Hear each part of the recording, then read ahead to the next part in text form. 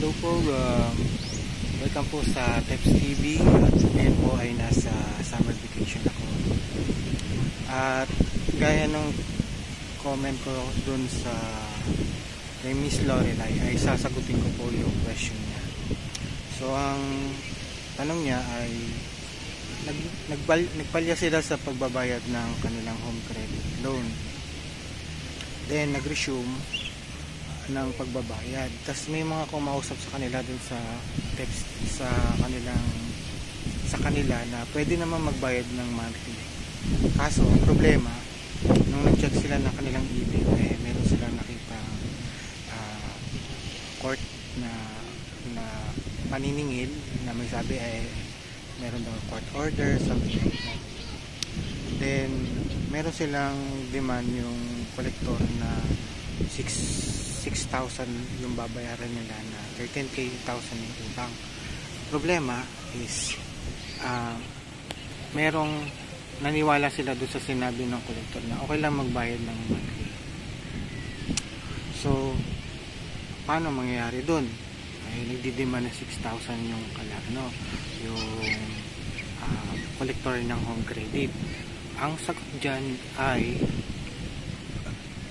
una is kailangan talaga makipag-settle muna sa home credit, or kaya kung napunta na sa delinquent account yung yung account mo, makikipag-usap ka sa mga collector or representative ng home credit.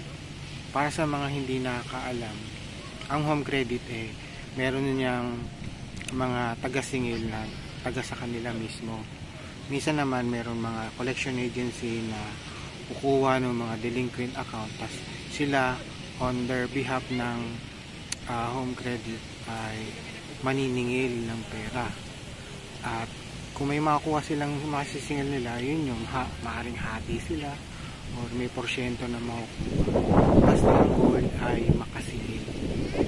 Then ang nangyayari is dun sa kanila, ma'am, kung may tumawag man na collector, sana nga na-dokumento. Halimbawa, meron silang email na receive na pumapayag na okay lang monthly.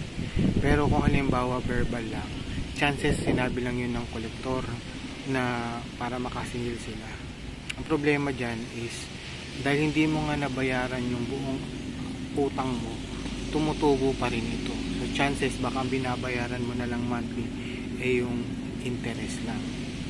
So unfortunately maigi bayaran mo na lang yung natitirang utang na 6,000 or buuin mo yung 13,000. Tapos actually nasa kontrata yan na maaaring yung interest ay tumubo pa rin ng interest dahil dun sa sa sitwasyon ninyo. So ganun po talaga ang utang.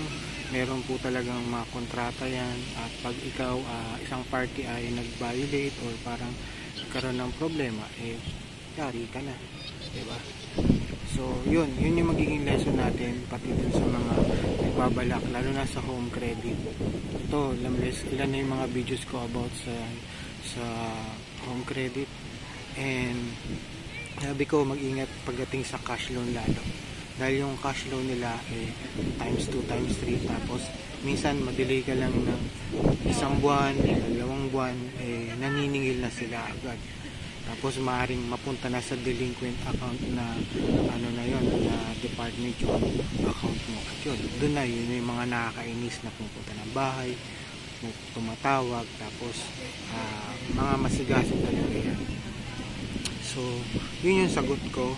Una, maigi bayaran ng buo, tapos kalimutan na lang, move on na lang, or bayaran yung 6K, then next yung 7K. At maigi siya pa, pwede kayo makipagkaugnayan dun sa repayment at homecredit.ph. So usually ito yung recommendation ko rin, na bago magbabayad ng utang, delinquent account, o kaya late payment, makipag-usap dun sa repayment at homecredit.ph. Tapos magbibigay naman sila ng advice kung pwede mo pang mahapol na bayaran or talagang in-endorse ka na dun sa delinquent account. Okay? So I hope may natutunan kayo sa video na ito. Okay? At